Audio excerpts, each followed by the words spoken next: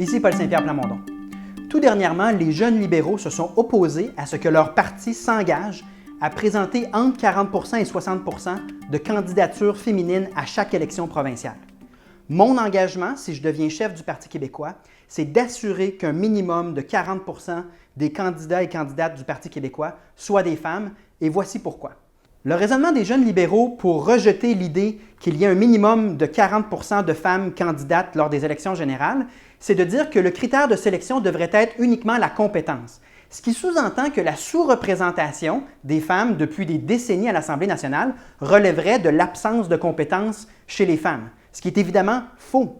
Ce qui se produit plutôt, c'est que le milieu de travail de l'Assemblée nationale, le monde de la politique, est fait pour les hommes qui règnent en roi et maître dans ce domaine-là depuis des décennies. Et quelle est la solution pour transformer le milieu de travail pour qu'il soit plus attrayant pour des femmes?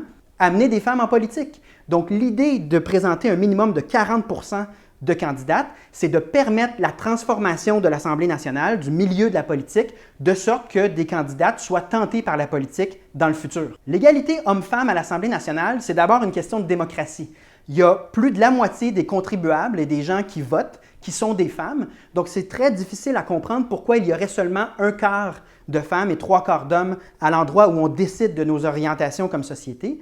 C'est également une question de performance. Il y a plusieurs études, tant au privé qu'au public, qui démontrent que les milieux de travail mixtes sont beaucoup plus performants, beaucoup plus intelligents que les milieux de travail où on retrouve que des hommes ou que des femmes. Non seulement il faut s'assurer d'avoir un minimum de 40 de candidates lors des élections générales, il faut également s'engager à ce qu'il y ait un minimum de 40 de femmes au Conseil des ministres et également s'engager à ce que les femmes qui se présentent puissent se présenter dans des comtés potentiellement gagnants. C'est mon engagement. Je m'engage également à prendre d'autres mesures pour s'assurer que l'égalité homme-femme soit une réalité au Québec. Notamment, notre gouvernement du Québec devrait mettre de l'avant des campagnes de sensibilisation pour contrer les propos sexistes et expliquer ce qu'est la discrimination systémique dans notre société et donc promouvoir l'égalité dans l'emploi. Je m'engage également à ce que toutes les lois qui portent sur l'équité salariale s'appliquent réellement partout au Québec. Je vais également faire en sorte que le congé parental des pères soit égal en temps que celui des mères, de sorte qu'on n'envoie pas le signal que c'est aux mères de prendre toutes les responsabilités familiales, que les hommes aient également du temps avec leurs enfants et qu'ils prennent un peu l'habitude de participer activement dans le milieu familial.